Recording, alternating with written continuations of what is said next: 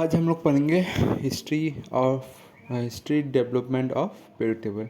या आप लोग क्लास 10 में अगर साइंस में पढ़ोगे तो उसमें ये चैप्टर आता है आपका पीरियड टेबल क्लासिफिकेशन। मतलब कैसे पीरियड टेबल का आविष्कार हुआ, कैसे आगे बढ़ा, कैसे हम लोग का अभी तक मॉडर्न पीरियड टेबल कैसे मिला। तो चलिए इसके बारे में हम लोग देखते हैं, ये इसके बारे में पढ़ते हैं।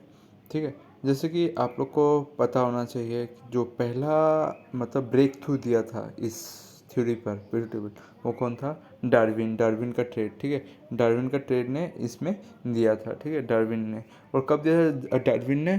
डार्विन पहला जर्मन केमिस्ट था जिसने 1817 को ये पहला अटेम्प्ट किया था ये वाला थ्योरी देने का। तो उसने क्या बोला था इसके बारे में? डार्विन ने ये बोला था कि एलिमेंट कैन बी अरेंज्ड। क्या बोला था? Element can be arrange in a group of 3 in such a way that the element having similar property and reappear at a regular interval. मतलब डार्विन ने ऐसा अरेंज किया कि जिसका प्रॉपर्टी सेम हो और जो एक इंटरवल के बाद फिर से आ जाए, मतलब उसको पार करने के बाद फिर से वो नेक्स्ट आ जाए, तो उसको उसने एक जगह ग्रुप में बना कर रख दिया। ठीक है, तो सिमिलर प्रॉपर्टी और रेगुलर इंटरवल ये लिखना ज़रूरी है। ठीक है, और उसने क्या नोटिस किया? He notice that the middle element of each of the triad. मतलब ट्राइड मतलब समझ में आ रहा है ना? 3 एलिमेंट। ठीक है, 3 एलिमेंट आपके पास 3 एलिमेंट होगा। 3 एलिमेंट का जो एवरेज निकलेगा। ठीक है, मैं बताता हूँ इसमें लिखा हुआ है। The middle element of each of the triad have a atomic weight by half way between the atomic weight of the other two. ठीक है, अगर तुम क्या करोगे, जो तुम्हारे पास 3 एलिमेंट होगा ना, इन दोनों का एडिशन करके हाफ अगर कर दोगे, इन दोनों पहला और आपका तीसरा वाला का हाफ कर दोगे, तो आपको मिडिल एलिमेंट का वेट मिल जाएगा। तो एटॉमिक वेट उसको बोला जाता है। तो उसने इस हिसाब से उसको ग्रुप बनाया। ये भी इम्पोर्टेंट पॉइंट है कि पूछा जाएगा किसने बोला था जो 2 एलिमेंट का आधा करने के बाद उसका जो वेट निकलेगा वो आपका मिडिल एलिमेंट होगा। किसने बोला था? तो आपको याद रखना, डार्विन ने बोला था। ठीक है, नेक्स्ट यही लिखा हुआ देखा, इसमें क्या लिखा है? Darwin law of tried. यही मेन पॉइंट आपको बुक में देखने को मिलता है। ठीक है, क्या क्या देखने को मिलता है? Atomic mass of the middle element. ठीक है, atomic mass of the middle element of a triad is approximately equal to the arithmetic mean of the atomic mass of the two other element। मैंने जो बोला था अभी कि पहला और दूसरा का अगर मीन ले लोगे, ठीक है, मीन ले लोगे तो तुम्हारा ये निकल जाएगा। जैसे कि इधर एग्जांपल दिया, लिथियम, सोडियम, आपका पोटेशियम। तो जो हम लोग का लिथियम है और आपका सोडियम है, ये आपका सेम ग्रुप में देखने को मिलता है। तो उसने ये किया, इसका मिलाया और इसने इसका एवरेज वेट और एटॉमिक मास निकाल दिया। ठीक है, एटॉमिक मास उसने ऐसे निकाला था इसका। सेम उसने कैल्शियम और आपका कैल्शियम एसआर मतलब आपका क्या होता है? एसआर मतलब आपका स्ट्रोंशियम। ठीक है, उसने क्या किया? कैल्शियम लिया और स्ट्रोंशियम लिया और आपका ये क्या? बेरियम लिया। बेरियम को ये सब को उसने लिया, ये सब को ऐड करके ये स्ट्रोंशियम उसने निकाला। कैल्शियम और आपका बेरियम, जैसे कि आप लोग देख सकते हैं इधर कहाँ है, देखिए स्ट्रोंशियम आपका ग्रुप 2 में है। देख सकते हैं स्ट्रोंशियम, बेरियम और रेडियम और कैल्शियम भी है। तो ये आपका ये 3 दिखाया था इसने। ठीक है, डार्विन ने कैल्शियम, स्ट्रोंशियम, बेरियम। ठीक है, तो आपको एवरेज ये याद रखना है। ठीक है, आप जैसे मैंने बताया था ना, सोडियम का देखो, सोडियम का क्या है? ये 22 और आपका पोटेशियम का क्या है? 39 और लिथियम का क्या है? आपका 6। इन दोनों का एडिशन कर दोगे तो आपका जो एवरेज आने वाला है, आर्थिक मीन आने वाला है, यही आने वाला है। तो ऐसे आपको याद रखना है टेबल में। तो ये सब आपको याद करके जाना है, ये सब बहुत इंपॉर्टेंट हो जाता है एग्ज़ाम के लिए।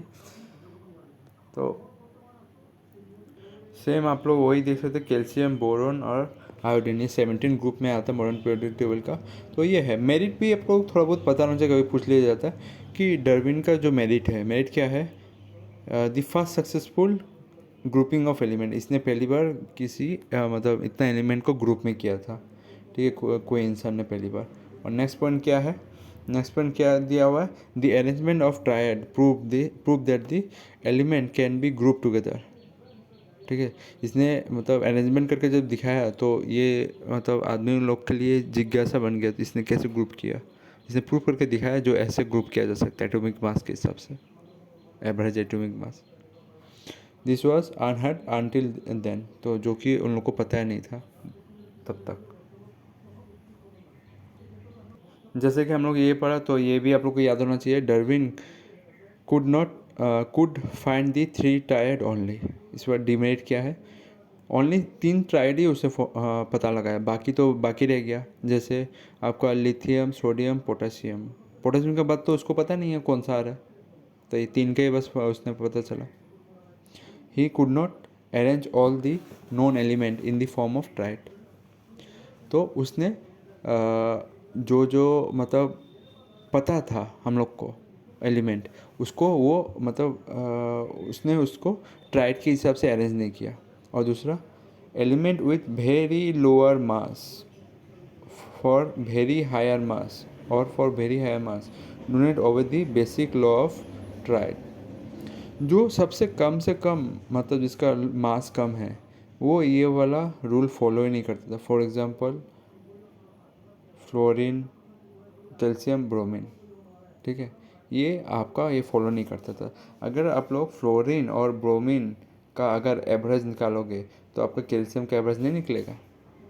उसने इसीलिए क्या किया था, कैल्शियम, ब्रोमीन और आयोडीन का दिया था, तो वो बीच में रह गया था। वो हाई मास के लिए या लो मास के लिए उसने ये थ्योरी नहीं दे पाया जो एवरेज होगा, तो यही उसका प्रॉब्लम था। हम लोग ये जानना ज़रूरी है। जैसे कि देख सकते हैं ना, इसने कैल्शियम, ब्रोमीन और आयोडीन के लिए दिया था, बस फ्लोरीन के नहीं दे पाया है। अभी न्यूलैंड्स आपका न्यूलैंड लॉ ऑफ ऑक्टेट, ये भी बहुत इम्पोर्टेंट है, आपको लिए जानना ज़रूरी होता है।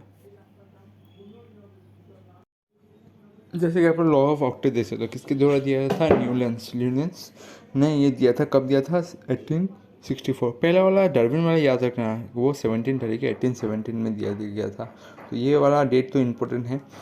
बाकी बाकी सब याद नहीं रखने से भी होगा, पर आपको अगर आपका इच्छा है तो रखिएगा। तो अभी देखते हैं, ठीक है, इसमें क्या बोला गया था, element in increasing order of their atomic weight and note that the every 8 element has a property similar to the first element. मतलब मैं इसमें बोल रहा हूँ कि समझाता हूँ। देखिए 8 एलिमेंट है, 8 एलिमेंट में आपका क्या होगा कि आपका 8वां नंबर एलिमेंट और आपका फर्स्ट नंबर एलिमेंट दोनों का सेम है, ठीक है, दोनों का दोनों का प्रॉपर्टी सेम है, दोनों का प्रॉपर्टी सेम है। जैसे कि आप लोग पियानो में बजा सकते हो, 8वां नंबर जो होता है उसका उसका उसका साउंड और आपका फर्स्ट वाला साउंड दोनों सेम होता है, उस तरह का ये वाला भी बोला जाता है। और ये उसने लॉ ऑफ ऑक्टेट बोला था, इसको बोला था, ठीक है। और अगर मैं लॉ ऑफ ऑक्टेट का एग्जांपल बोलूँ, lithium, barium, boron, carbon, nitrogen, oxygen, fluorine और sodium. Newlands found that the elements show the properties similar to those element in 8 place ahead of 8 place behind it, ठीक है, in the list. 8वां number मतलब first number और आपका 8वां number same दिखाता है। और Newlands ने भी क्या किया, एम्प्टी स्पेस छोड़ दिया फॉर द मिसिंग एलिमेंट, ठीक है। मेरिट क्या है, मेरिट देख लेते हैं। न्यूलैंड्स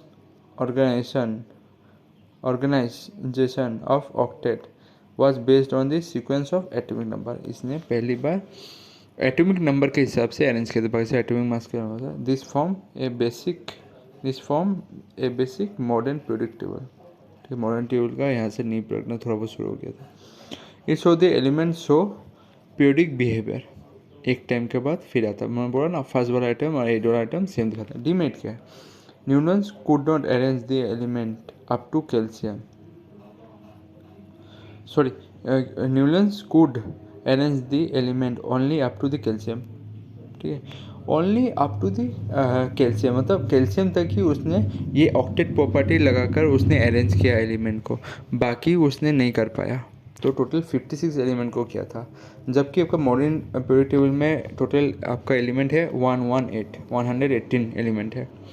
और इसमें क्या होता है, Newton discover the element could not fit into the octet pattern. Newly discovered element could not fit in the, Newton's ने नहीं किया, न्यूली जो डिस्कवर हुआ न्यूटन्स देने के बाद, उसके बाद जो डिस्कवर हुआ एलिमेंट वो उसका थ्योरी में सेट नहीं हो रहा था, उसका ऑक्टेट पैटर्न में सेट नहीं होता। अभी मेंडलीफ आ जाता है। मेंडलीफ का बहुत कहानी है, ये तो जानना जरूरी है, यहाँ से ज़्यादातर एग्जाम में क्वेश्चन आएगा। एक का बोरोन, एक का एल्युमिनियम, एक का सिलिकॉन, ये सब खुद मैं बताता हूँ। देखते हैं पहली बार मेंडलीफ ने क्या किया था। According to Mendeleev table, the physical property of the chemical of a element are the periodic function of their atomic mass और द एटॉमिक वेट, ठीक है। तो उसने क्या कहा था, जो फिजिकल और chemical property of the element का होता है वो क्या होता है, एक पीरियोडिक फंक्शन होता है एटॉमिक मास का, ठीक है, एटॉमिक मास का मतलब आपका फिजिकल और chemical property of the element क्या होगा, एक periodic function of atomic mass के हिसाब से उसने अपना एलिमेंट को रखा। आपको ये थ्योरी भी याद करके जाना है जो डिफरेंशिएशन बोल रहा हूँ, क्योंकि आपको एग्जाम में ये दिखेगा, बोल दिया जाएगा ये वाला जो स्टेटमेंट है ये किसने दिया, तो आपको याद रखना है। मेन बात है आपको मेंडलीफ से ये वाला याद करके जाना है, periodic function of their atomic मास, मतलब एक के बाद एक आपका उस पीरियड के हिसाब से एलिमेंट को अरेंज किया गया, ठीक है। तो अभी periodic function of the atomic mass, the physical and chemical property of the element are periodic, मतलब एक के बाद एक चेंज हो रहा है, जिसके हिसाब से जो दिखा रहा है उसको एक जगह में रख रहा है और जो दूसरा दिखा रहा है वो दूसरी जगह में रख रहा है, वो सही। Mendeleev was the first arrangement of element in the form of table. Mendeleev भी पहला आदमी था जिसने उसको टेबल में दिखाना शुरू कर दिया था, अरेंजमेंट को, ठीक है, एलिमेंट का अरेंजमेंट को पहली बार टेबल में दिखाना शुरू कर दिया। मैं इसका टेबल भी दिखाऊंगा। और आपका Mendeleev arrange element into the horizontal row और वर्टिकल कॉलम। रो के हिसाब से, रो को हम लोग क्या बोलते हैं, पीरियड, ठीक है, याद रखना। उसने क्या किया था, हॉरिजॉन्टल रो के हिसाब से अरेंज करना शुरू किया था और वर्टिकल कॉलम के हिसाब से शुरू किया था, ठीक है, जो कि which are called as period and group. जो रो था, रो को मेंडलीफ ने क्या बोला, पीरियड, और आपका जो वर्टिकली कॉलम है उसको उसने क्या बोला, ग्रुप, ठीक है। तो ये एक स्टेटमेंट प्रूव हो जाता है कि कभी कभी एग्जाम पूछता है, ये वाला बहुत इंपॉर्टेंट है। There are 8 group and 7 period in this table, ठीक है। तो पूछा जाएगा फिल इन द ब्लैंक्स पे कितना ग्रुप था और कितना पीरियड था, तो आपको याद रखना है 8 ग्रुप और आपका 8 ग्रुप और 7 पीरियड। 8 ग्रुप आपका कैसे हो जाता है, मैं मॉडर्न पीरियड टेबल से भी दिखा देता हूँ एक बार।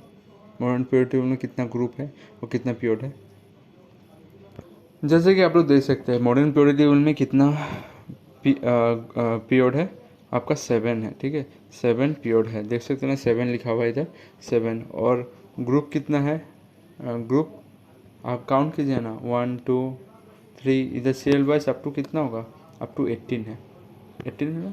तो ग्रुप है 18 और आपका पीरियड कितना है, आपका 7, ठीक है। या नहीं तो आप लोग इसका एलिमेंट का ये सब अरेंजमेंट भी आपको याद रखने से प्योर हो जाएगा। क्या आता है पहले ग्रुप में, hydrogen, lithium, sodium, potassium, rubidium, caesium, francium, ये आपको याद हो गया तो आपका ये हो जाएगा।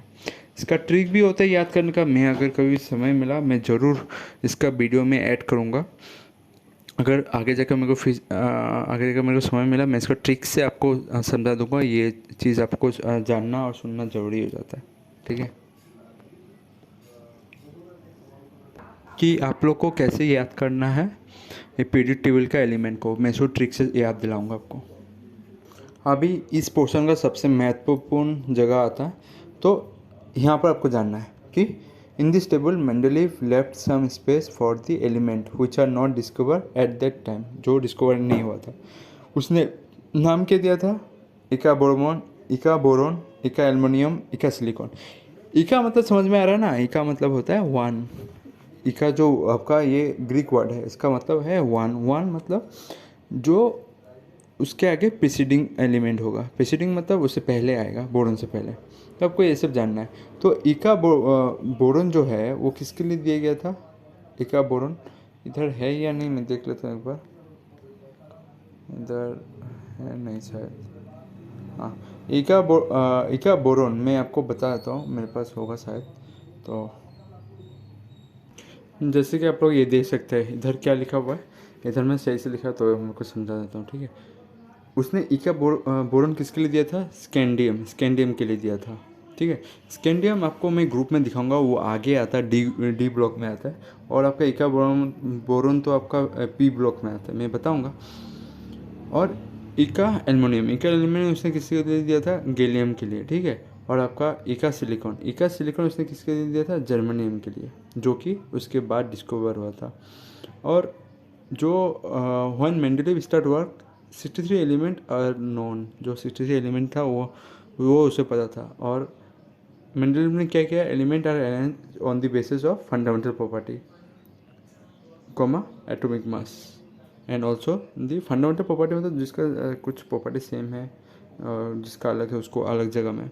And also the similarity chemical property, उसके बेसिस पे इसने किया था। 3 पॉइंट के हिसाब से क्या था? एक तो फंडामेंटल प्रॉपर्टी और एक है आपका एटॉमिक मास और सिमिलर केमिकल प्रॉपर्टी के ऊपर, ठीक है। तो ये चीज़ आपको याद रखना। और उसने ये दिया था संस्कृत न्यूमरल, जिसका प्रीफिक्स दिया गया था इका, ठीक है। तो इसके हिसाब से तो अभी कुछ पढ़ने से पहले आप जैसे ये क्वेश्चन दे सकते हैं, ये आया था आपका रेलवे में। तो मेंडलीव का जो पीरियोडिक टेबल है और भार्टिकल कॉलम का उसने क्या बोला था? ये आंसर गलत है, ठीक है। भार्टिकल टेबल को उसने क्या बोला था? बोलिए। भार्टिकल टेबल को उसको क्या बोला था? ग्रुप बोला था, ठीक है। और आपका सॉरी, वर्टिकल कॉलम, ठीक है, ऊपर से आ रहा वाला, उसको क्या बोला था? उसने ग्रुप बोला था। और हॉरिजॉन्टल लाइन को क्या बोला था? पीरियड बोला था, ठीक है। तो इधर तो कुछ भी सही नहीं है, पर ये वाला ऑप्शन इसने गलत दिया है। उसको ये लिखना चाहिए था पीरियड, ठीक है, तभी जगह सही होता था, ठीक है। तो ये ज़रूरी था, इसका लिखना नहीं लिखा। ये आप देख सकते हैं मेंडलीव का पीरियोडिक टेबल का डिज़ाइन, ठीक है। तो इस डिज़ाइन में बनाया गया था, ठीक है। तो इसमें आप लोग को देख सकते हैं ये लिथियम, ये आपका हाइड्रोजन, लिथियम, ये सब हो गया, ठीक है। हाइड्रोजन, लिथियम, सोडियम और आपका कॉपर ऊपर देखिए बनाया है। इसमें टोटल 63 एलिमेंट बोला जाता है, उस समय था। तो मेंडलीव का मैं फिर से एक बार बोल देता हूँ, उसने क्या एक्सप्लेनेशन दिया था कि property of the element are the periodic function, मतलब periodic function of their atomic mass. तो जैसा कि आप लोग को ये याद रखना है, the property of the element are periodic function of the atomic mass. ये तो जो प्रॉपर्टी होगा उसका, प्रॉपर्टी ऑफ एलिमेंट जो होगा वो पीरियोडिक फंक्शन के हिसाब से होगा, एक के बाद एक के बाद एक, उस पीरियोडिक फंक्शन के हिसाब से होगा। और मेरिट क्या है? मेरिट आप लोग को बहुत जानना जरूरी है। उसने क्या छोड़ा था? गैप छोड़ा था एलिमेंट का, जो कि डिस्कवर नहीं हुआ था, ठीक है। If a certain new element was discovered, it can be place into new group without disturbing existing group. मतलब अगर नया कोई भी एलिमेंट आया, डिस्कवर हुआ, तो उसको टेबल में सीधा पुट कर दिया जाएगा, डिस्टर्ब नहीं किए बिना, जो अभी रखा गया है एग्जिस्टिंग एलिमेंट। डीमेट किया था उसने? He was unable to locate the hydrogen in the periodic table. Hydrogen को वो लोकेट नहीं कर पाया था, हाइड्रोजन जो देना था उसको पता नहीं था, उस समय डिस्कवरी नहीं हुआ था। और increase of atomic mass was not regular while moving from the one element to the another।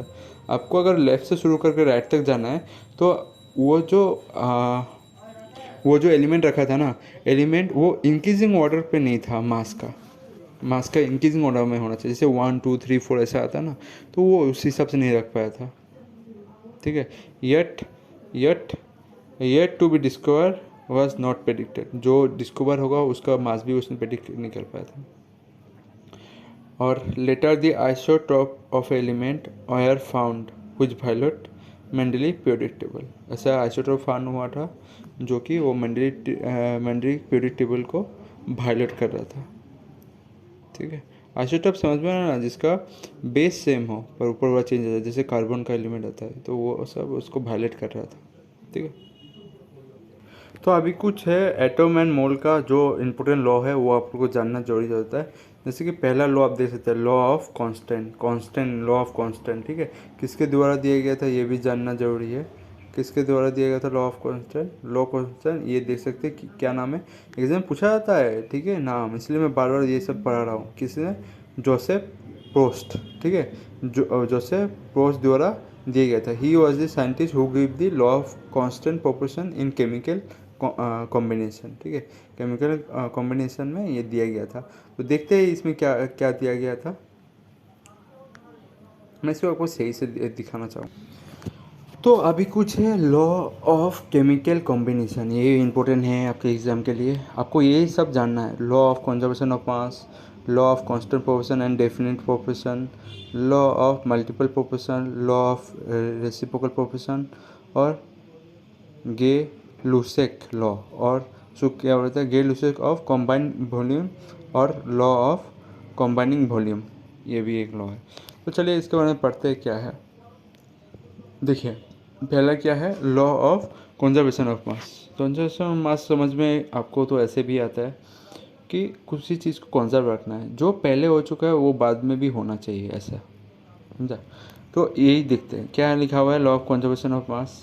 It state that during any physical और chemical change the total mass of product is equal to the total mass of reactant. समझ में आया? जितना आपका product side में होगा उतना ही मास उसका रिएक्टेंट साइड में होना चाहिए, तभी वो होगा। ठीक है, मास टोटली दोनों का सेम होना चाहिए, लॉ ऑफ कंजर्वेशन मास।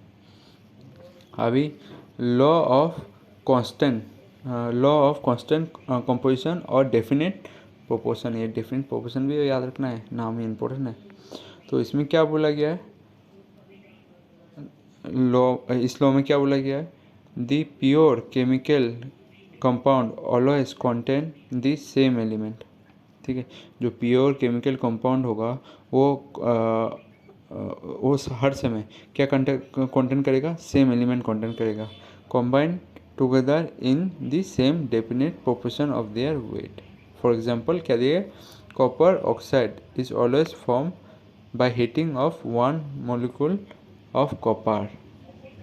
ठीक है, copper and one molecule of oxygen, they form copper oxide. तो ये वाला बोल रहा है कि कॉपर और आपका ऑक्साइड, इसको हीटिंग देके हम लोग क्या बनाते हैं, कॉपर ऑक्साइड। ठीक है, तो क्या होता है, इसमें वन मॉलिक्यूल और इधर में वन मॉलिक्यूल, इधर में भी क्या है, वन मॉलिक्यूल। तो इधर में कॉम्पोजिशन क्या है, सेम ही है ना, वन वन। ठीक है, तो ये पढ़ाने से पहले जो हम लोग केमिकल साइंस में जो ये कौन साइंटिस्ट था जिसने ये इन्वेंशन करना शुरू कर दिया था, ये लॉस ऑफ ये सब बनाना शुरू कर दिया था, तो एक तो है लवोइजर। ठीक है, लवोइजर आपको याद रखना है। और मैंने पहले पढ़ाया था, क्या पढ़ाया था, जोसेफ प्रोस्ट। ठीक है, जोसेफ प्रोस्ट। ठीक है, आपको यही याद नाम रख के जाना, कि पूछा जा सकता है लॉ ऑफ कॉम्बिनेशन किसके द्वारा स्टार्ट किया गया था और फाउंडेशन किसके द्वारा दिया गया था केमिकल साइंस का। तो आपका ये दो नाम, लेवेजर और प्रोस्ट का नाम याद रखना है। और लॉ ऑफ कंजर्वेशन ऑफ मास मैंने बताया था। इसमें क्या है कि आप ऐसे भी याद रख सकते हो, it state that the mass can be neither be create और nor be destroy by the chemical reaction, ऐसा भी याद रख सकते हो। मतलब सीधा बात है, अगर केमिकल चेंज हुआ या रिएक्शन हुआ कुछ ही केमिकल बीच, उसका जो प्रोडक्ट निकलेगा, प्रोडक्ट का मास और उसका रिएक्टेंट का मास दोनों सेम होगा। तो इसमें वही जानना है कि ये डेफिनेट प्रोपोर्शन क्या है। ठीक है, तो आप लोग के लिए डेफिनेशन प्रोपोर्शन ये जानना जरूरी है। तो मैं समझा देता हूँ क्या है आपका, जो इसमें कॉपर का बारे में बोला ना, तो copper Cu plus O2 is equal to क्या है, CuO। ठीक है, तो कॉपर का आपका ये मास कितना है, कॉपर का मास, आपको पता होना चाहिए Cu का मास कितना है 53, ठीक है। मैं फिर से लिख देता हूँ, Cu का मास है 53 और आपका ऑक्सीजन का कितना होता है, ये 16 होता है, ठीक है। अगर आप लोग इसको ये तो काटेगा नहीं रेशियो में, तो अगर रेशियो क्या होगा 53:16, यही आपका कॉपर ऑक्साइड में देखने को हर जगह जहाँ पर भी है। आपका आसमान में भी कॉपर है, कॉपर ऑक्साइड है, मिट्टी में भी अगर कॉपर ऑक्साइड है, दोनों का रेशियो जो होगा, प्रोपोर्शन होगा, वो दोनों का सेम आने वाला है, इसलिए डेफिनेट प्रोपोर्शन हम लोग बोलते हैं। जैसे कि और एक मैं एग्जांपल देता हूँ, आपका hydrogen H2O plus O2 is equal to क्या है H2O। तो हाइड्रोजन का आपका रेशियो कितना है, हाइड्रोजन का है आपका मास है 1U और ऑक्सीजन का क्या है, ऑक्सीजन का है आपका 16U, ठीक है। तो आपको ये पता होना चाहिए कि आपका प्रोडक्ट में, अभी प्रोडक्ट में देखना है, प्रोडक्ट में हम लोग रेशियो ढूंढते हैं। प्रोडक्ट में क्या है, 2 हाइड्रोजन है, 2 हाइड्रोजन मतलब आपका एक हाइड्रोजन का वैल्यू कितना है 1, 1 मल्टीप्लाई बाई 2 कितना होता है 2, ठीक है। और ऑक्सीजन, ऑक्सीजन का हम लोग को कितना पता है, एक ही ऑक्सीजन है, तो इसका मास कितना हो 16, ठीक है। तो 16 क्या है आपका एक रेशियो है, इसको काटेगा कितना 1:8, ये कितना 8 से काटेगा। तो आपको ये जानना है कि 1:8 आपका वाटर का डेफिनेट प्रोपोर्शन वाला रेशियो है, ठीक है। तो ये आपका आइस में भी चला जाए, बर्फ़ क्या है, पानी ही होता है ना, तो पानी बर्फ़ में भी आपका जो होगा आपका रेशियो सेम ही होने वाला है। चाहे आपका समुद्र का पानी उठा कर देख लो, उसका भी रेशियो 1:8 आएगा। आपका चाहे आसमान का पानी उठा कर देख लो, उसका भी रेशियो सेम होने वाला है। सी आपका आइस वाटर या आपका आसमान का पानी उठा देख लो, उसका रेशियो हमेशा ये डेफिनेट में लेना है 1:8, अलग नहीं होने वाला है वाटर के लिए, हमेशा सेम रहेगा सब जगह में। तो यही है डेफिनेट प्रोपोर्शन, ठीक है। रिएक्शन के बाद जो उसका प्रोपोर्शन रहेगा हर जगह सेम रहेगा, ठीक है। हर जगह वो केमिकल के लिए हर जगह सेम मिलेगा रिएक्शन के बाद। और एक चीज़ मैं बोल दूँ, आपका कॉपर का जो एटॉमिक मास होता है ना 63 होता है, मैं 53 शायद बोल दिया होगा, 63 होता है। तो इस डेफिनेशन में वही लिखा गया, the chemical compound always always contain the same element. जो केमिकल कंपाउंड, जैसे आपका केमिकल कंपाउंड कौन सा हो गया, वाटर, वाटर क्या है जिसका सेम एलिमेंट कॉम्बाइन टुगेदर, ठीक है। वही हाइड्रोजन और ऑक्सीजन जो कंबाइन करता है, कंबाइन टुगेदर, वो कंबाइन करने के बाद उन दोनों का जो रेशियो होगा कंबाइन करने का, हाइड्रोजन और आपका ऑक्सीजन का, वो हमेशा 1:8 होगा। तो वही है same definite proportion by weight, ठीक है, ये आपको याद रखना। तो आपका ये law of multiple proportion, law of reciprocal, अगर मेरे को कुछ समय मिला तो मैं बताऊं, क्योंकि ये ज़्यादा इतना इम्पोर्टेंट नहीं है। तभी भी आप लोग, अगर आप लोग से समय मिले तो देख लीजिएगा, मैं बाद में कभी ऐड कर दूंगा वीडियो में। तो अभी चलिए ये डेल्टन एटॉमिक थ्योरी के बारे में पढ़ते हैं, ठीक है। ये इसमें तो पॉइंट बहुत सारा लिखा हुआ है, मैं इसको आसानी से मैं समझाना चाहूँगा। तो ये वाला आप लोग देखिए, ठीक है, एक एक पॉइंट के बारे में लिखा है, ठीक है। तो पहला जो पॉइंट है, क्या लिखा हुआ है, all the matter is made up of tiny particle called as atom, ठीक है। जो आपका ये जो टाइनी पार्टिकल होता है, टाइनी पार्टिकल, तो टाइनी पार्टिकल का हम लोग ने नाम क्या दिया है, एटॉम, एटॉम नाम हम लोग को दे दिया, ठीक है। तो आपको याद रखना है, जो हम लोग छोटा छोटा पार्टिकल दिखते हैं ना, पार्टिकल, उसको हम लोग क्या दिख दिया, पार्टिकल का नाम ही दे दिया, छोटा छोटा पार्टिकल का नाम, इसलिए क्या नाम दिया है, एटॉम दे दिया नाम, ये ऐसे रखा है। नेक्स्ट क्या दिया हुआ है, नेक्स्ट आपका पॉइंट क्या दिया हुआ है, atom is a individual particle which can not be created nor be destroyed और destroy in a chemical reaction. Atom एक ऐसा चीज़ है जो केमिकल में केमिकल रिएक्शन में कभी क्रिएट नहीं किया जा सकता, कभी डिस्ट्रॉय नहीं किया जा सकता, ठीक है, कोई बना नहीं सकता। वो एटम आपको बस दुनिया से किसी कोना से निकाल के उसमें केमिकल में ऐड करना पड़ेगा और उसका प्रोडक्ट कुछ मिलेगा, आप जिससे रिएक्शन करवा रहे हैं, ठीक है। आप ना खुद से क्रिएट कर सकते हैं ना डिस्ट्रॉय कर सकते हो उस एटम को, वो एटम रह ही जाएगा दुनिया में। सेम आपको थर्ड पॉइंट क्या दिया, atom of given element are identical in mass and chemical property. जैसे कि मैं बताता हूँ इसमें कि आप सोच लीजिए कोई भी एक हीलियम ले लिया, ठीक है, 2 हीलियम है, मतलब 2 भाई है, सोच लीजिए 2 भाई है, एक हीलियम, ये एक हीलियम। तो आपने क्या बोला कि जो तुम चीज़ करोगे, जो तुम केमिकल रिएक्शन करोगे वही मैं कर सकता हूँ। ठीक है, तो वही समझाना चाह रहा है। क्या समझाना चाह रहा है थर्ड पॉइंट में? Atom of a given element are identical in mass and chemical property. समझ में आया ना? जो एटम होगा, atom of a given element, मैंने हीलियम लिया गिवन एलिमेंट, और एक मैंने गिवन एलिमेंट लिया हीलियम, दो भाई है सोच लीजिए। तो दोनों का जो एलिमेंट होगा आर आइडेंटिकल। एलिमेंट क्या होगा? आइडेंटिकल। आइडेंटिकल है ना, जैसे हीलियम हीलियम है, उसे क्या होगा? मास और केमिकल प्रॉपर्टी सेम होगा। तुम जैसे रिएक्शन करोगे मैं ही वैसा रिएक्शन करूँगा। तुम जैसे जिसके साथ रिएक्शन करके जैसा प्रोडक्ट फॉर्म करोगे मैं भी उसके साथ रिएक्शन करके वैसे प्रोडक्ट फॉर्म करूँगा। कोई अलग प्रोडक्ट नहीं फॉर्म करूँगा। ये आइडेंटिकल बहुत इंपॉर्टेंट है। आइडेंटिकल मतलब दोनों सेम सेम देखने में, दोनों दोनों ट्विंस भाई, दोनों दोनों सेम भाई। ठीक है, तो वही समझाना चाह रहा हूँ कि हीलियम और एक हीलियम, ठीक है, दोनों दोनों सेम भाई होता है ना, हीलियम हीलियम दोनों दोनों सेम भाई है। ठीक है, तो वो जैसा प्रोडक्ट फॉर्म करेगा वो भी ऐसा प्रोडक्ट फॉर्म करेगा केमिकल रिएक्शन में। इसलिए मैंने आइडेंटिकल लिखा। आइडेंटिकल लिखा क्या? दोनों भाई सेम है, ट्विंस देखने में सेम, उन दोनों का मास भी सेम होगा, केमिकल प्रॉपर्टी भी सेम होगा, वही समझाना चाहता है। और फोर्थ पॉइंट क्या है? Atom of different element have different mass and different chemical property. इसमें अभी डिफरेंट आ गया। ठीक है, atom of different, atom of different मतलब आपने हीलियम पकड़ लिया और हाइड्रोजन पकड़ लिया। हाइड्रोजन का क्या होगा? हाइड्रोजन का आपका प्रॉपर्टी और मास डिफरेंट होगा ना। हीलियम का कितना है? हीलियम का आपका 4 है मास, हाइड्रोजन का कितना है? 1 है। तो देखिए डिफरेंस आ गया ना मास में। वो सही, जो हाइड्रोजन फॉर्म करेगा केमिकल रिएक्शन में प्रोडक्ट, वो ज़रूरी नहीं है कि आपका हीलियम भी वही सेम प्रोडक्ट फॉर्म करे। तो दोनों का केमिकल प्रॉपर्टी भी अलग हो गया और आपका मास भी अलग हो गया। एटम ऑफ डिफरेंट एलिमेंट, इसलिए मैंने बोला एटम ऑफ डिफरेंट एलिमेंट, अलग से एलिमेंट होना चाहिए, उसका मास और केमिकल प्रॉपर्टी डिफरेंट ही रहेगा।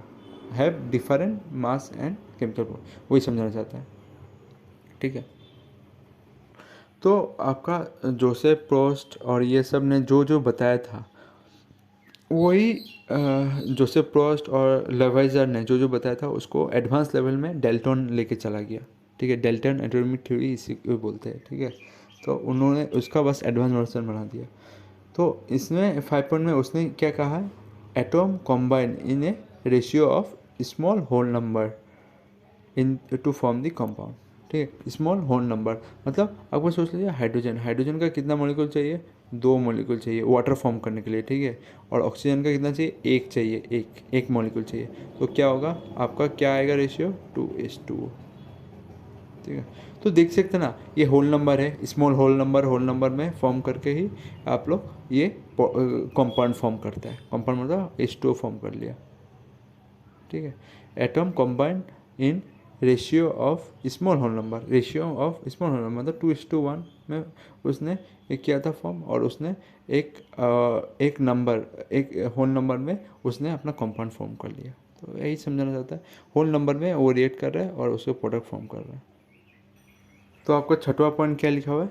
The relative number and the kind of atom are constant in a given compound. मतलब आपका नंबर भी सेम रहेगा और आपका एटम भी सेम रहेगा। जैसे कि आपका हाइड्रोजन मतलब वाटर का 2:2। तो वाटर का कितना हाइड्रोजन का कितना मॉलिक्यूल? 2। ऑक्सीजन का कितना है? 1।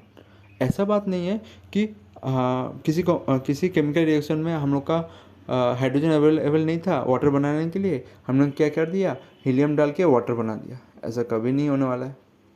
आपको वाटर बनाना तो आपको हाइड्रोजन होना ही पड़ेगा, H2O होना पड़ेगा उसी नंबर में। ये रिलेटिव नंबर है 2:1, और आपका ये रिलेटिव नंबर हो गया, और ये कांस्टेंट एटम के लिए होना चाहिए। कांस्टेंट एटम मतलब हाइड्रोजन और ऑक्सीजन मिलके वाटर फॉर्म करेगा, ये कंपाउंड फॉर्म करेगा, और दूसरा कोई तो फॉर्म नहीं कर सकता। हीलियम और ऑक्सीजन मिलकर फॉर्म कर सकता वाटर? नहीं कर सकता। हाइड्रोजन और ऑक्सीजन मिलकर वाटर फॉर्म करेगा, तो ये हाइड्रोजन होना पड़ेगा और ऑक्सीजन होना पड़ेगा।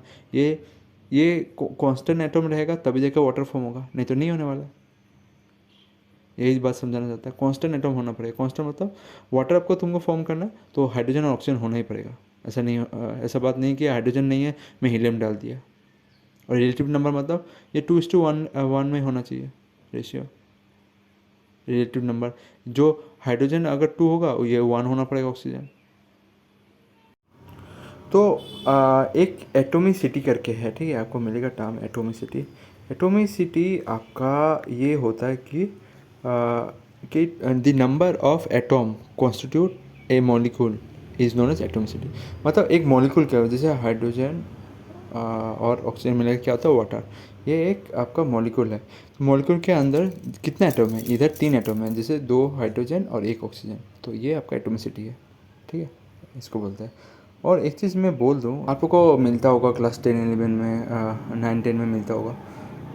तो एक है कैल्शियम। कैल्शियम का अगर हाँ फॉर्मूला, कैल्शियम कार्बोनेट का अगर कोई बोल दे कैल्शियम कार्बोनेट का मेरे को फॉर्मूला बता के बोलो, तो आपको कैसे बताना है। जैसे कि कैल्शियम क्या होता है, उसका वैलेंसी 2+ होता है।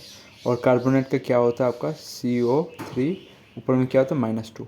अब क्रॉस कर दो दोनों का, क्रॉस करने से क्या हो जाएगा Ca2, इसका माइनस का इस साइड आ जाएगा, और CO3 पॉजिटिव वाला CO2, ठीक है। 2 का इधर पहले ऐसे लिखना था आपको, CO3 ब्रैकेट में होगा 2, ठीक है। मैं फिर से लिख के दिखाता हूँ, आपका इसमें होगा कि Ca2 CO3 बाहर में क्या होगा 2, तो ऐसे लिखना था। और अगर डिवाइड हो सकता है तो डिवाइड करो, मतलब ये दोनों 2 में है ना, तो 2 से ही डिवाइड हो जाएगा, तो डिवाइड करने से क्या हो जाएगा CaCO3। तो ये कैल्शियम कार्बोनेट का फॉर्मूला होता है। अगर आपको कोई दूसरा बोल दे कि मैग्नीशियम ऑक्साइड का बता दो, डिवाइड होने से डिवाइड करना, ये बात है। जैसे मैग्नीशियम ऑक्साइड, ठीक है, मैग्नीशियम का Mg लिखोगे, वैलेंसी कितना है 2, और आपका 2 आपका इलेक्ट्रॉन दे सकते हैं ना, इसलिए वैलेंसी पहला वाला पॉजिटिव साइड होता है, दूसरा वाला नेगेटिव साइड। OH क्या हो जाएगा, OH माइनस होता है 1 इलेक्ट्रॉन के साथ, ठीक है। तो इसमें क्या होगा, मल्टीप्लाई करो, क्रॉस करो, ठीक है, वैलेंसी को, तो क्या होगा MgOH का ब्रैकेट में 2, ठीक है। तो अभी ये करने से क्या होगा, इधर में 1 है, इधर 2 है, डिवाइड होगा नहीं हो रहा है ना, तो यही फॉर्मूला है आपका मैग्नीशियम ऑक्साइड का, हाइड्रोक्साइड का। तो डाल्टन का एक एटॉमिक नंबर है जो बहुत इंपॉर्टेंट, ये पूछा आता है कि 1.6 × 10⁻27। इलेक्ट्रॉन का भी है, इलेक्ट्रॉन का पावर कितना रहता है इलेक्ट्रॉन का, तो देखिए जो चार्ज ऑफ इलेक्ट्रॉन है, चार्ज ऑफ इलेक्ट्रॉन कितना है 1.6 × 10⁻19, उसमें था 27 किसमें था एटॉमिक में, इसमें 19 है। और आपका अगर मैं बोलूँ अर्थ का मास का कांस्टेंट कितना का वैल्यू है, ये जो है आपका ग्रेविटेशनल कांस्टेंट का वैल्यू है, क्या है 6.6 × 10⁻27, ठीक है। और अगर अर्थ क्रस्ट का बोलूँ, अर्थ क्रस्ट का, तो आप ये देख सकते हैं अर्थ का मास कितना है, ये भी जानना जरूरी है। अर्थ का मास कितना है 5.9 × 10⁻, ये प्लस है 27, माइनस नहीं है 27 है। अर्थ का मास भी आपको जानना जरूरी है। तो एवोगाड्रो नंबर भी आपको जानना है, 1 मोल कितना होता है आपका 6.02 × 10⁻23। ये पूछता है एग्जाम में, ये -23 नहीं है, 23 ही आपको याद रख के जाना है, एग्जाम बहुत पूछता है ये एवोगाड्रो नंबर कितना है, तो आपको ये याद रख के जाना है। टोटल नंबर ऑफ एटॉम एक मोल में इतना सारा होता है, ठीक है, और एक मोल में इतना सारा होता है, आपको याद रखना है। तो इससे आप लोग क्या समझ सकते हैं, अगर आपके पास 1 वाटर मॉलिक्यूल है, मतलब H2O है, तो इसको आपको 1, ये वाला 1 के साथ आपको ये 6.223 × 10⁻23 ये मल्टीप्लाई कर दें, इतना सारा आपका एटॉम है उसके अंदर, इसे याद रखना है, ठीक है। 1 आपका कोफिशिएंट है, कोफिशिएंट। तो ये क्वेश्चन एक पूछा गया था, डेल्टन का जो थ्योरी था वो बेस किसके ऊपर था, आपका लॉ ऑफ कंजर्वेशन ऑफ मास के ऊपर था, ठीक है। लॉ ऑफ कैसे लॉ ऑफ कंजर्वेशन ऑफ मास के ऊपर था, उसने एक एडवांस वर्जन बनाया था, मैंने बोला था ना लॉ ऑफ कंजर्वेशन मास, जो आपका जोसेफ प्रोस्ट ने दिया था लॉ ऑफ कंजर्वेशन मास को, तो उसका एडवांस वर्जन और लाविजर का एडवांस वर्जन उसने बनाया था। तो एडवांस वर्जन किसका बनाया था, लॉ ऑफ कंजर्वेशन ऑफ मास का, तो ये आपको याद रखना है। लॉ ऑफ कंजर्वेशन किसने होता है, जोसेफ प्रोस्ट, मैंने बताया था जब पढ़ा रहा था, तो उसने लॉ ऑफ कंजर्वेशन का बनाया था, ठीक है। और इसको और एक नाम से बोलता है law of constant composition composition तो मैंने बताया था, and law of multiple proportion, इसको ये भी बोला जाता है, इस लॉ को, डेल्टन का। ठीक है, कांस्टेंट कंपोजिशन में रहेगा और मल्टीपल प्रोपोर्शन में रहेगा। ठीक है, ये जो मैंने थ्योरी पढ़ा था, पोस्टुलेट पढ़ा था, तभी उस समय मैंने पढ़ाया था ये सब, तो आपको ये सब याद रखना है। और एग्ज़ाम में ये क्वेश्चन आया था। ठीक है, who create the law of conservation of energy, mass नहीं, ये एनर्जी है, किसने? Julius Robert Mayer. ठीक है, एग्ज़ाम में आया था यार रेलवे का। ठीक है, जूलियट रॉबर्ट मेयर, और it is now called as first law of thermodynamics. ठीक है, फर्स्ट लॉ ऑफ थर्मोडायनामिक्स में यही पढ़ा जाता है, energy is neither created nor destroy. ये क्वेश्चन है, the word mole is introduce किसके द्वारा इंट्रोड्यूस किया था, तो आपको पता होना चाहिए, ये डब्ल्यू ऑजवाल द्वारा ये इंट्रोड्यूस किया था। डब्ल्यू ऑजवाल, ऑजवाल। ठीक है, ऑजवाल एक बुक था ना, वो उसका नाम है। ठीक है, तो ये भी एक स्टेटमेंट है, पूछा गया कि which of the following statement is correct. NaCl का जो इक्विवेलेंट वेट है और अब तुम्हारा मोलर मास है, दोनों सेम है। ठीक है, कैसे ये सेम है मैं बता दूँ कैसे सेम है। तो देखिए, इक्विवेलेंट वेट और मोलर मास जो है या मोलर वेट, वो निकलने का फॉर्मूला अलग अलग है, तो आप लोग को ये जानना जरूरी होता है। देखिए, आपका इक्विवेलेंट वेट, ठीक है, इक्विवेलेंट वेट का फॉर्मूला निकलने वाला फॉर्मूला है आपका मोलर मास। ठीक है, मोलर मास डिवाइडेड बाय उसका कितना है, वैलेंसी फैक्टर, या वैलेंसी लिख सकते हो, वैलेंसी फैक्टर या वैलेंसी लिख सकते हो। वैलेंसी फैक्टर क्या है? वैलेंसी फैक्टर आपका टोटल पॉजिटिव चार्ज। ठीक है, total positive charge of salt. ठीक है, total positive charge of salt. इसमें देखिए, एक चीज़ मैं बोल देता हूँ, आपका H2O। ठीक है, H2O का हम लोग नहीं पकड़ते। ठीक है, नहीं पकड़ते क्योंकि हम लोग को यहाँ पर क्या पकड़ना है, वैलेंसी फैक्टर में। वैलेंसी फैक्टर वही है, वैलेंसी फैक्टर में जो बोल रहा हूँ वही है, टोटल पॉजिटिव चार्ज जितना होगा वही। अगर मैं जैसे एग्जांपल देके बताता हूँ, आपका सोडियम क्लोराइड है सॉल्ट। ठीक है, तो इसमें पॉजिटिव चार्ज क्या है, Na है, और क्लोरीन क्या है, आपका नेगेटिव चार्ज है। तो क्या होता है कि आपका जब इसका हम लोग ये इक्विवेलेंट वेट कैलकुलेट करते हैं, तो हम लोग क्या करते हैं कि मोलर मास पहले निकालते हैं। मोलर मास ऑफ तुम्हारा सोडियम कितना है, वो 23, और आपका क्लोरीन का कितना है, मोलर आपका मास कितना है, मोलर मास नहीं, मास कितना है, मास आपका बोलिए कितना है, आपका है 35। ठीक है, 35.5 कुछ। ठीक है, 35.5 लिखने जगह नहीं है, वो याद रखना है। और नंबर ऑफ पॉजिटिव आयन कितना है, इधर 1 ही है ना ऊपर में, तो 1, तो ये इससे डिवाइड करने से आपका निकल जाएगा। ऐसे ही आपका हज़ारों ऐसे फॉर्मूला है, तो आपको ये सब याद रखना है। तो अलग से अगर मैं बोलूँ, आपका अगर सोच लीजिए कभी आप लोग को दे दिया जाएगा कि H2SO4 का ये बताओ इक्विवेलेंट वेट। ठीक है, तो आपको ये सब याद रख के जाना है। ठीक है, H2SO4 का आपका इक्विवेलेंट वेट मैं क्या निकाल रहा हूँ, इक्विवेलेंट वेट मैंने क्या बताया, molar mass divided by valency क्या, टोटल पॉजिटिव आयन पकड़ना है, नेगेटिव आयन नहीं पकड़ना है।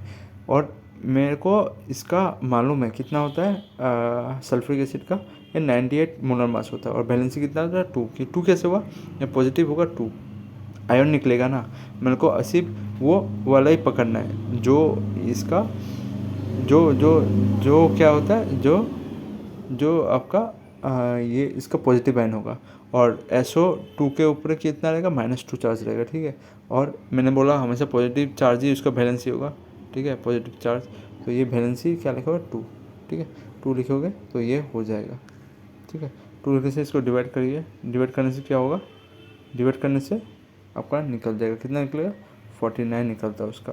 ठीक है, तो ये टोटल इक्विवेलेंट वेट है। अब मोलर वेट क्या है, मोलर मास या मोलर वेट मैंने बताया था, तुमको पहले से भी मालूम है। अगर सोच लो ये NaCl था, NaCl का अभी मोलर मास या मोलर वेट, ठीक है, निकालना, तो क्या है, ये 23 इसका है मास, और ये कितना है क्लोराइड का, वो 35.5 है। ठीक है, अब अगर ऐड करोगे तो कितना आएगा वैल्यू, वो आएगा आपका 58.5, ठीक है। और इसका NaCl का अगर मैंने निकाला था उस समय इक्विवेलेंट वेट, उसका इक्विवेलेंट वेट कितना आया था 58.5। तो यही पूछा गया था उस क्वेश्चन में, किसका मोलर मास और मोलर वेट सेम है। तो आपको ये फॉर्मूला पता होने से आप निकाल सकते थे। मेन बात है कोई ऐसे कॉन्सेप्ट क्लियर करके जाना है एग्जाम में बैठने से पहले।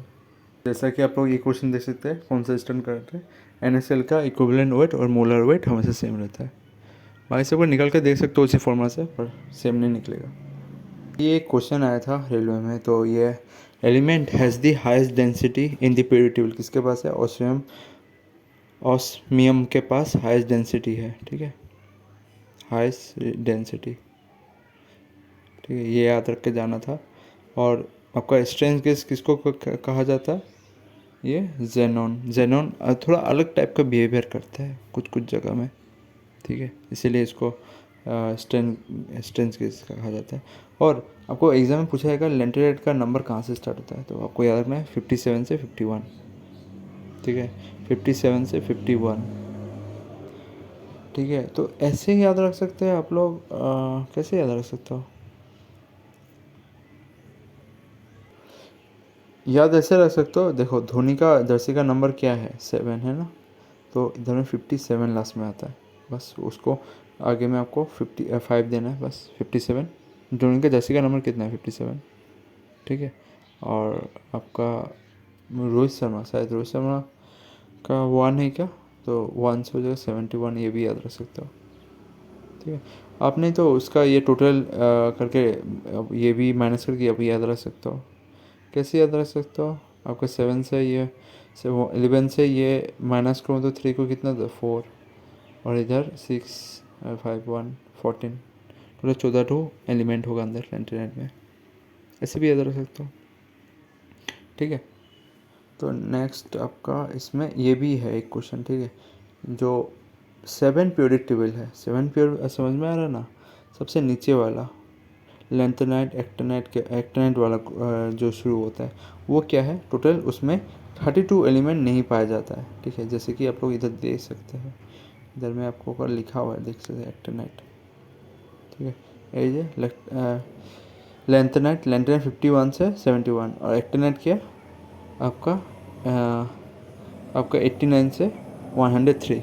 तो इसमें टोटल इस पीरियड में टोटल 7 नंबर पीरियड में इसमें 32 इनकम्प्लीट एलिमेंट है, तो आपको ये पता होना चाहिए।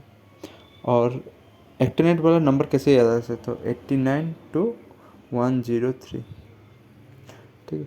इसको ऐसे याद रख सकते हो, आपका नोवा जर्सी कौन पहनता है? नोवा जर्सी ऐसे सोच लो, मेसी का क्या 10 नंबर पहनता है ना।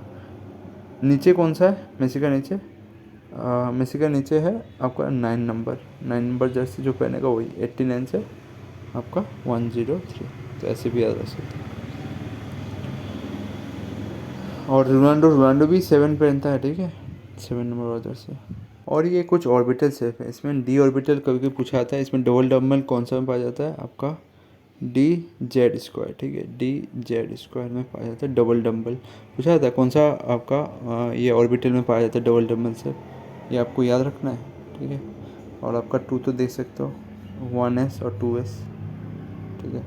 और आपका ये P वाला ऑर्बिटल 3 होता है ना टोटल, एक प्लेन में काटता है, ठीक है, मतलब टोटल 3 एक्सिस है, XYZ, तीनों एक्सिस में 3 बार आता है। और डी ऑर्बिटल में टोटल 5 ऑर्बिटल होता है, तो आपको ये भी याद रखना 5 ऑर्बिटल होता है, ठीक है। तो ये सब शेप देख सकते हो डी ऑर्बिटल का, टोटल 5 है इसमें, ठीक है।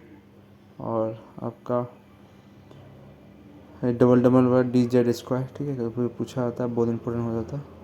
हाइब्रिडाइजेशन, ठीक है, सब इम्पोर्टेंट है। अभी ये गे लुसेक लॉ ये केमिकल कंपोजिशन केमिकल रिएक्शन में भी का चैप्टर में भी आता है, और आपका गैसियस चैप्टर में भी आता है।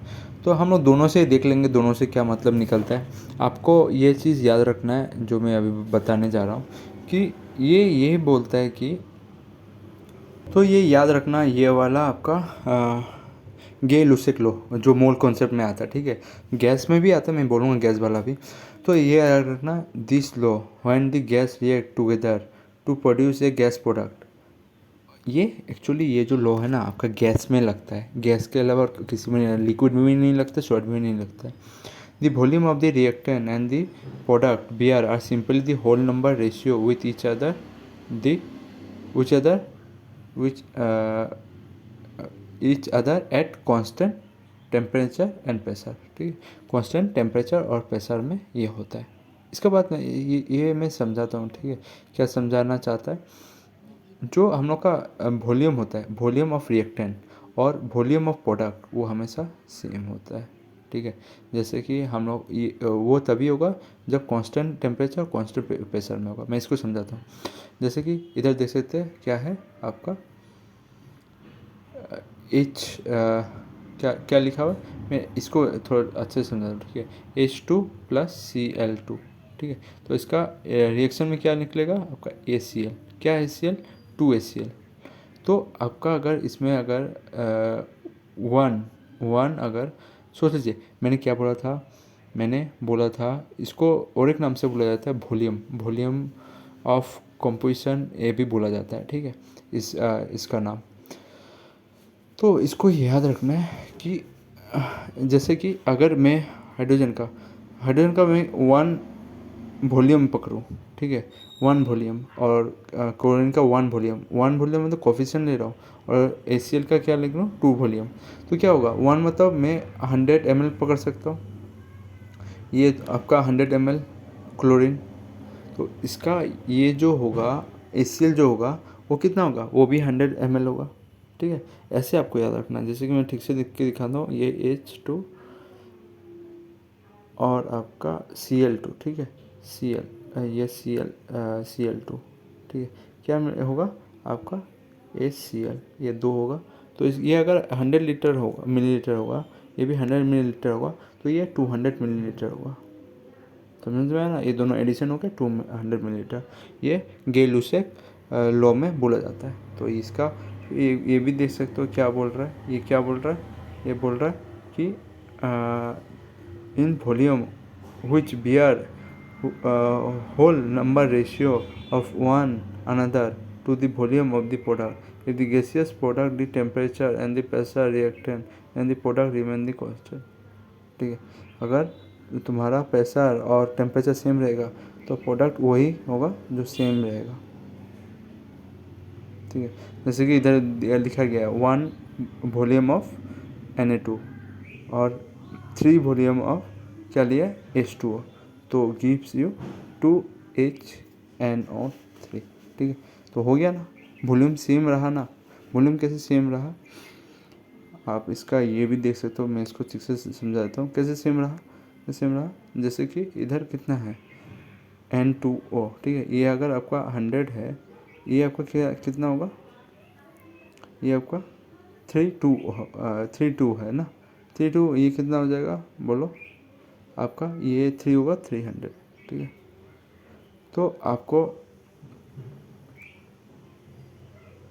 आपको बैलेंस रिएक्शन जब पढ़ाया था ना, वही बैलेंस रिएक्शन, उसी का ये कॉन्सेप्ट है। ठीक है, मतलब हाइड्रोजन अगर 3 है तो 3 और 2 है इधर, मतलब टोटल 6 है, तो इधर 6 होना चाहिए। और नाइट्रोजन अगर 2 है, नाइट्रोजन भी 2 होना चाहिए इस साइड। तो वही समझाना चाहता है गे-लुसेक लॉ। ठीक है, और ये हमेशा गैस के ऊपर लगता है, लिक्विड के ऊपर नहीं लगता है। अगर कोई ऐसा एग्जांपल दे दूँ जिसमें वो गैस के ऊपर लिक्विड के ऊपर लग रहा है, तो लिक्विड के ऊपर नहीं लगेगा, याद रखना। कभी एग्जांपल आता है जिसमें आपका CH4 अगर ऑक्सीजन के साथ रिएक्ट करेगा तो क्या होगा आंसर, तो CO2 और इधर हो जाएगा आपका 2H2O। ठीक है, 2H2O। तो एक्चुअली क्या होता है, ये लिक्विड होता है, H2O वाटर होता है ना, तो वाटर में ये गे-लुसेक लॉ नहीं लगता है, आपका बस ये गैसेज में लगता है, मीथेन, ऑक्सीजन, कार्बन डाइऑक्साइड, ये सब में लगता है। ठीक है, और अगर कभी समय मिला इसमें डीप में जगह कहीं पढ़ा दूंगा। अभी मैं गैस का कुछ लॉ बोलूँगा। जैसे कि आप लोग बॉयल्स लॉ देखते हो, बॉयल्स लॉ का क्या बात है, बॉयल्स लॉ का यह बात है कि आप जैसे देख सकते हैं, क्या आप इससे समझना, volume is inversely proportional to the pressure. ठीक है, तो वॉल्यूम और प्रेशर आ गया तो क्या होने वाला है, टेम्परेचर कांस्टेंट रहने वाला है। इसका ट्रिक मैंने क्या बोला था, ट्रिक यही होता है ज़्यादातर याद नहीं। बॉयल्स मतलब क्या, बॉयल कर रहे हैं ना किसी चीज़ को, बॉयल करने से क्या होता है, टेम्परेचर बढ़ेगा या कमेगा। तो इसमें क्या रखना है, बॉयल से आपको सीधा टेम्परेचर कांस्टेंट में रख देना है, बाकी जो रहेगा उसको इन्वर्सली प्रोपोर्शनल कर देना है। वही लिखा हुआ होगा, देखिए relation between the pressure and the volume of the gas is constant temperature, constant temperature. और साथ में क्या लिखा है, the volume of the gas is the inversely proportional to the pressure of the gas in at constant temperature. Constant temperature होना जरूरी है। Boil मतलब क्या, टेम्परेचर बढ़ रहा है कम रहा है, तो टेम्परेचर कांस्टेंट रहेगा, बाकी वो दोनों काम करेगा। ठीक है, ऐसे आपको याद रखना है। इसका एक ये फॉर्मूला देता है PV1 और दूसरा जगह का जो गैस होता है उसका, तो ऐसे भी आप लोग निकाल सकते हैं बॉयल्स इक्वेशन। अभी चार्ल्स ठीक है, चार्ल्स लॉ में क्या रहेगा, चार्ल्स लॉ में आपका जो प्रेशर होगा, ठीक है, वो कांस्टेंट रहने वाला है। ठीक है, इसमें वो लिखा है constant. Charles law state they the at constant pressure, मतलब प्रेशर सेम ही है दोनों डिब्बा में। ठीक है, वो क्या करेगा अभी क्या करेगा, टेम्परेचर और वॉल्यूम से खेलेगा। ठीक है, मेन इस तीनों में इसके खेलता है, VTP। ठीक है, VTP में ये सब खेलता है। तो अगर चाल मतलब आपको ये समझना है, चाल ठीक है, चाल का ये इसमें क्या आता है, HAR चाल का क्या आता है, CHAR। ठीक है, चार्ल्स लॉ। तो चाल का जो H है इसको मैं B कर दूँ, B करने से क्या होता है, बार मतलब आपको पता था क्या है, प्रेशर। तो प्रेशर इसमें सेम रहेगा, इसलिए कांस्टेंट प्रेशर के समय अभी हम लोग चेंज करेंगे इन्वर्सली प्रोपोर्शनल या डायरेक्टली प्रोपोर्शनल। ठीक है, इसमें डायरेक्टली प्रोपोर्शनल आएगा। क्यों आएगा डायरेक्टली प्रोपोर्शनल, इसमें आएगा जितना ज़्यादा टेम्परेचर बढ़ोगे उतना ज़्यादा वॉल्यूम बढ़ते रहेगा, यही इसका मीनिंग है। The volume of the gas is directly proportional to the temperature, temperature जितना बढ़ोगा वॉल्यूम उतना बढ़ते जाएगा। ठीक है, तो आप ये भी फॉर्मूला देख के आप लोग याद कर सकते हैं, PV is equal to nRT। ठीक है, अभी हम लोगों ने क्या किया, प्रेशर को कांस्टेंट रख दिया, प्रेशर को कांस्टेंट रख दिया, प्रेशर हटेगा तो वॉल्यूम और टेम्परेचर क्या है, सेम है। उसमें हम लोग ने क्या किया था, उसमें जो पहले वाला था, पहले वाला में हम लोग ने क्या किया था, पहले वाला में था बॉयल्स लॉ। बॉयल्स लॉ में हम लोग ने क्या किया था, बॉयल्स लॉ में हम लोग ने क्या बोला था, PV nRT। तो nRT, तो इसमें हम लोग कांस्टेंट किसके कर दिए थे, बॉयल मतलब क्या, कुछ उगलना मतलब टेम्परेचर कांस्टेंट रहेगा। ठीक है, टेम्परेचर कांस्टेंट हो गया तो हम लोगों से बचा क्या, PV। तो PV क्या होगा आपका K, तो K के नीचे ये V चला जाएगा या P चला जाएगा। ठीक है, तो ऐसे आपको इन्वर्सली प्रोपोर्शनल करके आपको ऐसे याद रखना है। ठीक है, इसे आपको याद रखना है, बस ये फॉर्मूला को याद कर लेना, और इसका नाम के साथ क्या कांस्टेंट हो रहा है वो भी याद करना ना, तो आपको पूरा क्लियर हो जाएगा कहानी। ठीक है, गे लुसक भी वही है, गे लुसक आपको मैंने बताया था, PV nRT। अभी कांस्टेंट कौन सा होगा, गे लुसक में कांस्टेंट होगा वॉल्यूम। वॉल्यूम को अगर कांस्टेंट कर दिया तो क्या हो जाएगा, वॉल्यूम अगर कांस्टेंट हो जाएगा, क्या बचा, P और T। तो P और T क्या होगा, डायरेक्टली प्रोपोर्शनल, जैसे कि इधर लिखा हुआ देखा, P is directly proportional to T। तो यही है, ऐसे समझना। ठीक है, तो ऐसे आपको याद रखना है, याद रख के जाना है। इसका आप लोग कर सकते हैं ऐसे। और गे लुसेक को कैसे याद रखो, उसके वॉल्यूम के साथ रिलेटेड है, गे लुसेक। ठीक है, गे लुसेक, तो लूसेक में क्या रहा है, सेक क्या होता है, हम लोग पानी को हिलाते हैं। ठीक है, सेक गे लूसेक, सेक मतलब क्या, पानी को हिला रहे हैं। पानी क्या होता है, वॉल्यूम में होता है, तो वॉल्यूम से हो गया, वॉल्यूम कांस्टेंट रहेगा। बस ऐसे ही याद रखना है, वो ट्रिक्स है। ठीक है, तो ऐसे याद रखना। अब अवोगाड्रो लॉ यही होता है कि इसमें क्या होता है, it state that the gas off a ideal gas, the same number of molecules exist in a system. This law states that the equal volume of gases at the same temperature and pressure contain equal number of molecules. ठीक है, जो आपका अगर same जो ideal gas होगा same है, ideal gas क्या करेगा, same number of molecule exist करेगा, ठीक है, उस गैस में, ठीक है। अगर सेम टेम्परेचर और सेम प्रेशर रहेगा तो नंबर ऑफ मॉलिक्यूल सेम रहेगा, तो वही समझाना जाता है। तो V is directly proportional to the N। Volume उतना ही रहेगा जितना नंबर ऑफ मॉलिक्यूल रहेगा, ठीक है, यही समझाना चाहता है अवोगाड्रो नंबर। आपको बस ये पॉइंट, आपको यहाँ से मेन पॉइंट ये याद रखना है। It state that the equal volume of gases at same temperature, equal volume of gases, और उसको कौन सा टेम्परेचर बनता है, एक सेम टेम्परेचर में हर समय रख दिया तो उसमें मॉलिक्यूल उतना रहेगा जो उतना पहले ही था, ठीक है। 2 डिब्बा है ऐसे सोच लीजिए, उसमें मैंने इतना इतना पानी भरा कर रख दिया, तो इसमें जितना टेम्परेचर दूंगा उसमें भी मैंने उतना लिया कांस्टेंट टेम्परेचर, तो उसका मॉलिक्यूल और इसका मॉलिक्यूल हमेशा सेम रहेगा। इसमें अगर 5 लीटर दिया था मैंने, इसका 5 लीटर ही रहेगा, सेम नंबर ऑफ मॉलिक्यूल, ऐसे। ये एवोगाड्रो नंबर। एवोगाड्रो नंबर में आपको याद रखना बस, इसमें क्या आता है, नंबर ऑफ मॉलिक्यूल आ जाता है। एवोगाड्रो ऐसे भी नंबर को दर्शाता है, number of atom, number of atom in A molecule, वो सब दर्शाता है, ठीक है।